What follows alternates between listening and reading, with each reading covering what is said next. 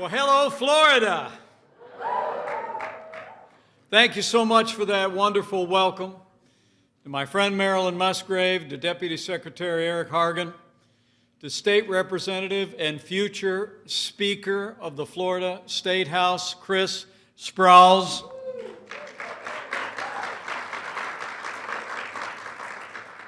And to Pastor and Stephanie Parker here at Starkey Baptist Church. It is great to be back in church and great to be among so many champions for life.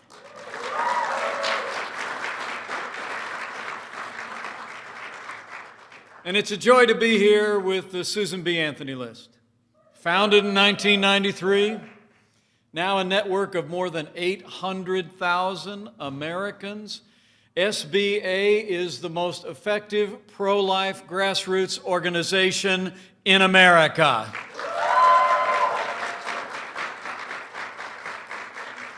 But to all the great friends who've come out today, who've labored in the cause of life all across the Sunshine State, I just first and foremost want to say thank you. Thank you for what you have done for life. Thank you for what you have done for the great movement, the sanctity of life in this country and the unborn. It is wonderful to be among friends. Thank you for coming out. And speaking of friends of mine, allow me to begin by bringing greetings from another friend of mine, a man who loves the state of Florida, and a man who is the most pro-life president in American history. I bring greetings from the 45th President of the United States, President Donald Trump.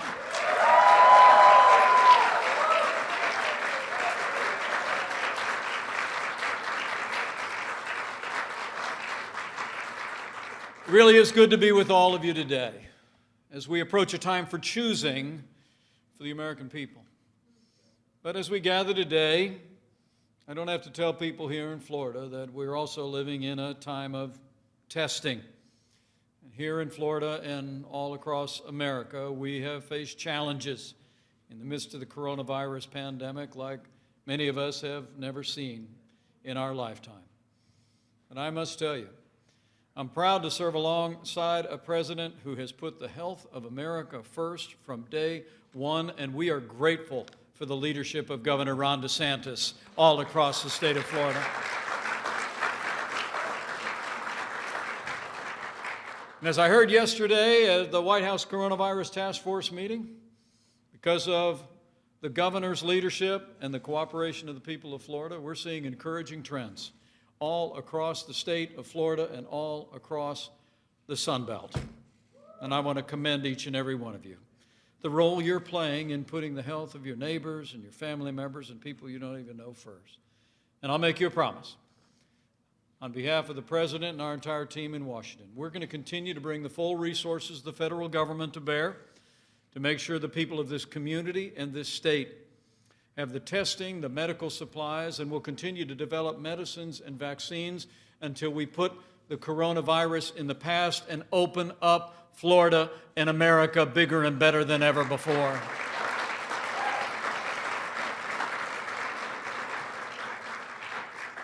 But President Trump wanted me to be here with you today, not just to thank you for your support, for your stand for life, for your compassion for the women and children of America, but because of the difference that each one of you have made, because of the work that you have done.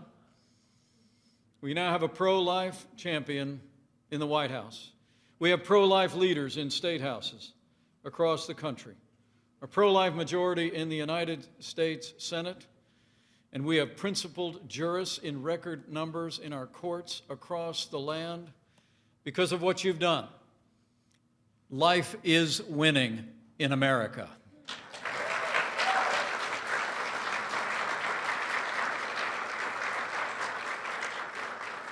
The Declaration of Independence reads that we held certain truths to be self-evident, that all men are created equal and that they are endowed by our Creator with certain inalienable rights. And among these are life, liberty, and the pursuit of happiness. Those words changed history. And they also put life at the center of the American experiment. And under this president, I promise you, we're going to continue to work every day to put the right to life back at the center of American law.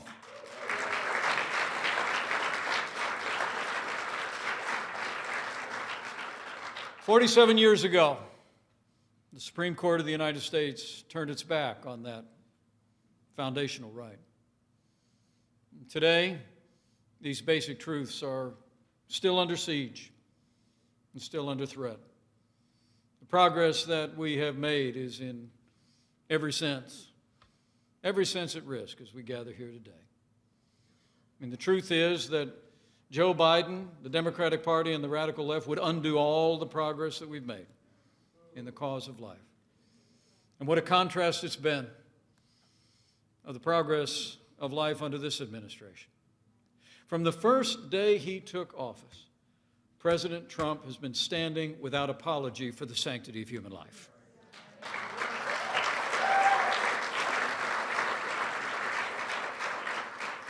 It would be just after we were in office a few days that the president reinstituted the Mexico City policy, making sure no taxpayer dollars would ever go to promote or provide abortion around the world, and then he expanded it a year later.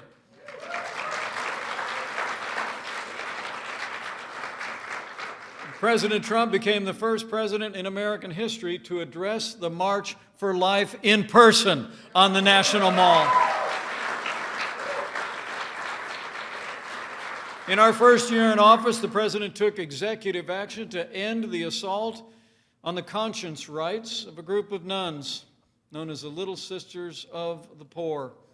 And we appointed justices to the Supreme Court who were part of a 7-2 majority that ended the assault on the Little Sisters of the Poor's pro-life convictions once and for all. In fact, President Trump has appointed more conservatives to our courts of appeals than any president in American history. All told, 200 conservative judges appointed to our courts at every level. And I'm here to tell you, they are all principled conservatives who will uphold all the God-given liberties enshrined in our Constitution.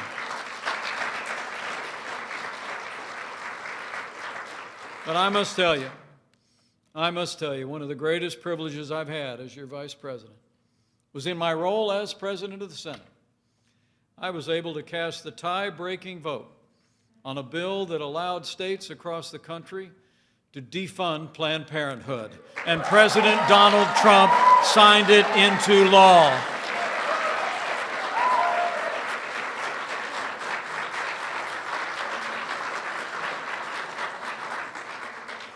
By contrast, Joe Biden and the Democratic Party would take America in the opposite direction.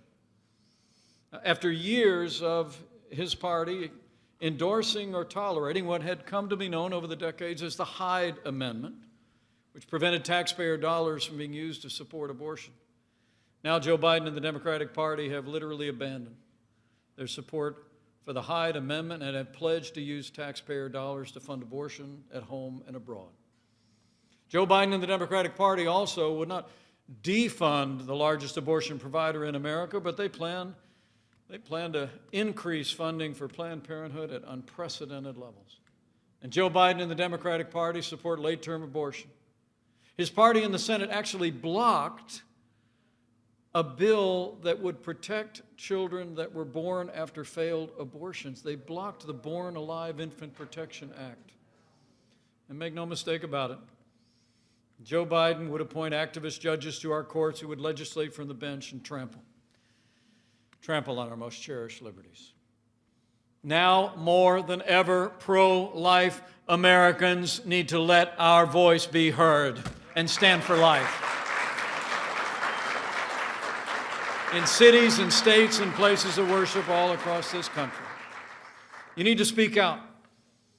You need to become involved. The SBA list is an organization that spans the entire nation. All of you already participate. But for any looking on, this is no time to be silent. And make no mistake about it, the radical left wants to silence pro-life Americans. Just recently, we saw the arrest of Students for Life of America. A group of students were arrested for writing "Black Preborn Lives Matter" outside a D.C. Planned Parenthood clinic. I mean, the radical left celebrates those who defend abortion, but they would prosecute those who stand for life. We've even seen Democrat-led legislators in this country stand up and cheer with the passage of bills that provide for late-term abortion. And one Democrat governor actually openly defended infanticide. The choice could not be more clear. And I want to make you a promise.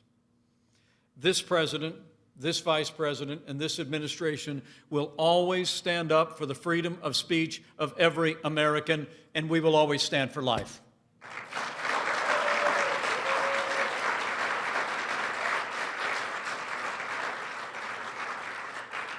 As the Bible admonishes us, we are to, and I quote, "speak up for those who cannot speak for themselves." And so the people in this movement have done every day since that day 47 years ago. And because you've spoken up, because you stood up, because you've stood with those men and women who've stood for life in the public square, life is winning in America. From the White House to courthouses, the U.S. Senate, and in conservative legislatures across the country. But the work of SBA has never been more important. We've made great progress. And I think life is winning because of the activism that you all are a part of in this country. But I also believe life is winning because of the compassion and love that have been shown to women facing crisis pregnancies all across this country now for decades. The pro-life movement is defined by generosity, compassion, and love for women and unborn children.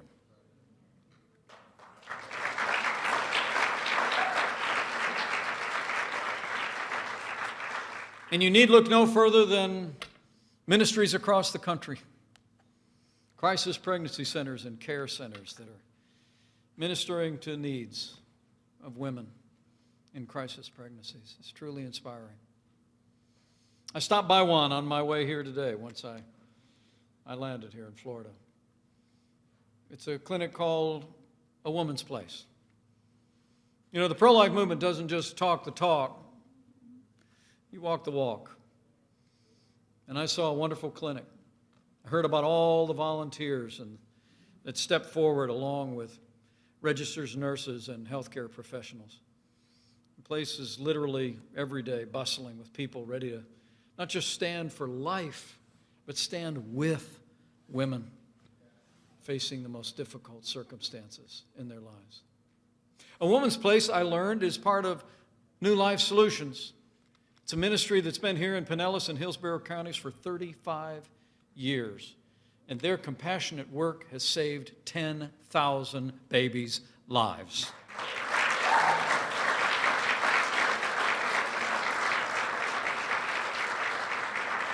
And I like giving credit where credit is due, so would you all mind joining me in thanking Board Chairman Kathy Arrington and the New Life Solutions team that are here. Would you stand, Kathy, and the New Life Solutions team?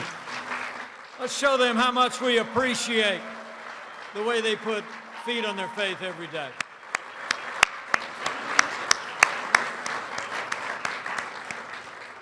What a great group. And thanks to your commitment. For 35 years in this community and in cities and towns all across America.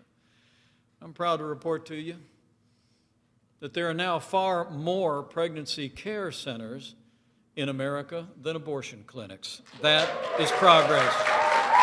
And life is winning in America because of all of you. In fact, I saw that work firsthand today. We had a few minutes to meet a woman whose life was changed when she visited A Woman's Place. Kia told me she was 40 years old. pregnant, single mom. She already had a little boy in the home, and she didn't think she was able to become a mother again. She picked up the phone, she scheduled an appointment at Planned Parenthood, but before she went, she said she heard about a clinic that offered free sonograms. So she went, and for the first time, in that little room where I was just standing, she caught a glimpse of her little boy. And Kia chose life.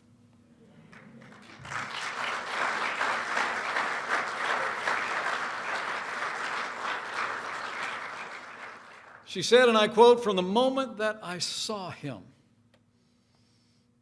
I knew I made the right choice." And she said, if I hadn't found a woman's place and the wonderful women there, I probably would have made a different choice. And I met little Ollie today. He was a healthy and exuberant little boy who will turn 1 year old next week.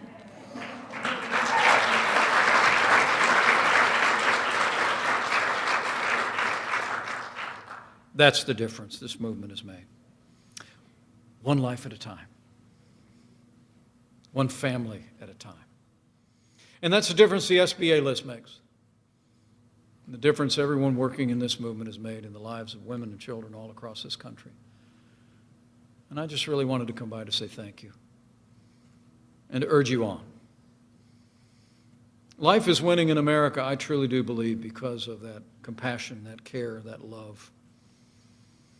There may have been those in 1973 that thought that this movement would someday fade out.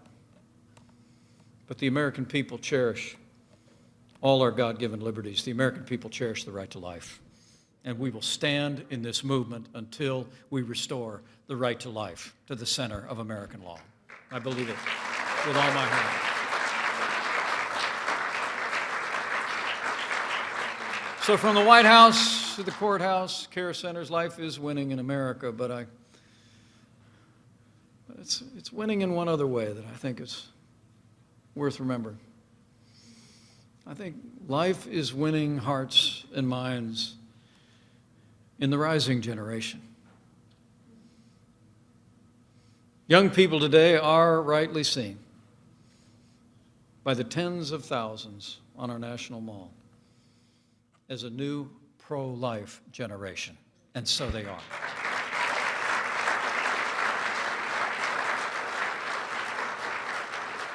The rising generation is more pro-life than ever before. Young Americans are embracing the sanctity of life in record numbers, more and more every day.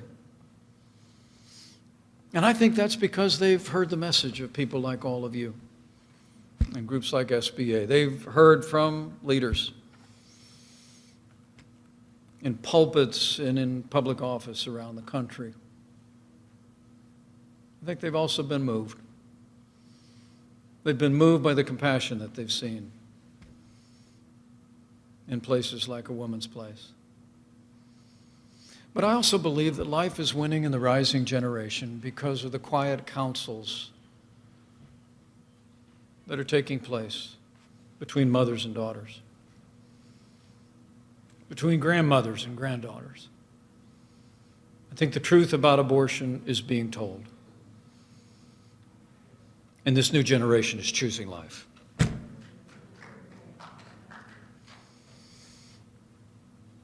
As one pro-life advocate recently wrote in her column in the Washington Times, and I quote, "If our generation is to be concerned with the disenfranchised, with the marginalized, with the oppressed, and the outsider,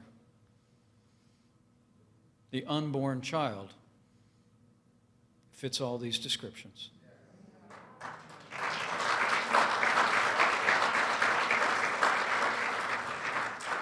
That is a voice in the rising generation. And it's also the voice of my daughter, Charlotte. Charlotte Pence Bond. I couldn't be more proud of your stand for life in this rising generation.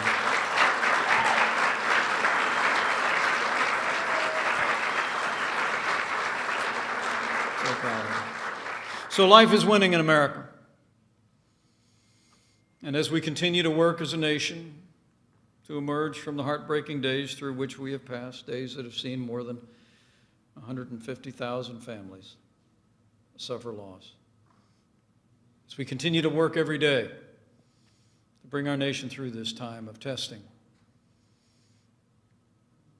we are coming to a time for choosing. And it's never been more important to keep fighting for life,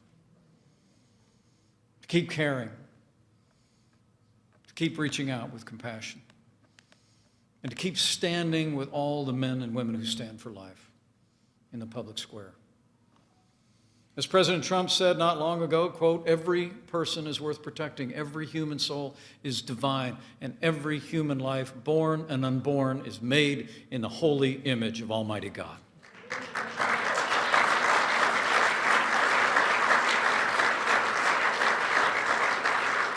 And I promise you, this president and I will stand for life. We'll stand with women in crisis pregnancies. And we'll continue to deliver on the promises that we've made, not just to the people of a movement or a cause, but to the highest ideals of our nation, including the unalienable right to life. And in the days ahead, as you labor in this movement, remember, I believe with all my heart that the men and women of the pro-life movement do not fight alone. He who said, "Before I formed you in the womb, I knew you," fights with you.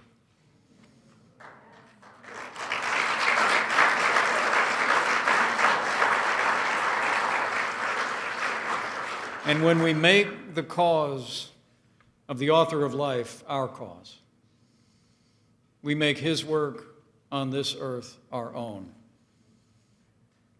And that means life wins.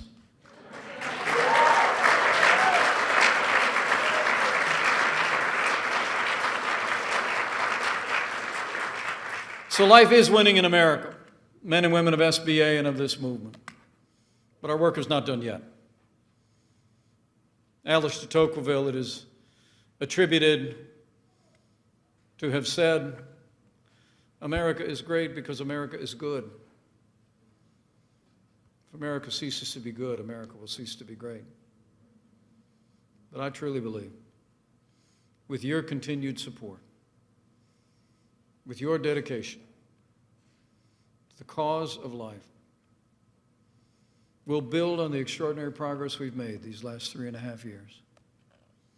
We'll continue to see pro-life men and women of principle elected and re-elected from the White House to the State House. And the day will come when we restore the right of life to the center of American law, and we will make America great again. Thank you very much.